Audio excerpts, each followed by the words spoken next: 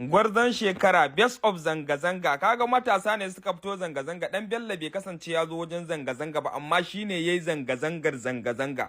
Me dalili na cewa Dan Bello shine yayi zanga-zanga.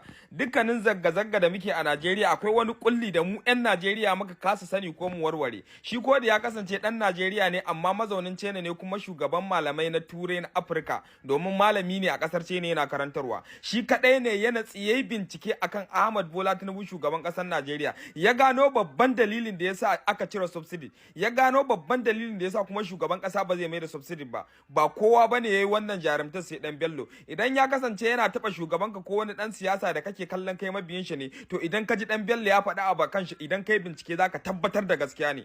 Dan Bello shine mutum na ɗaya da yayi binciken da 'yan jaridar duniya suka kasa bincikowa. Dan Bello shine mutum ɗaya wanda ya ƙara wayarwa da 'yan Najeriya kai akan babban kudirin Ahmad Bola Tinubu shugaban ƙasar mu kenan.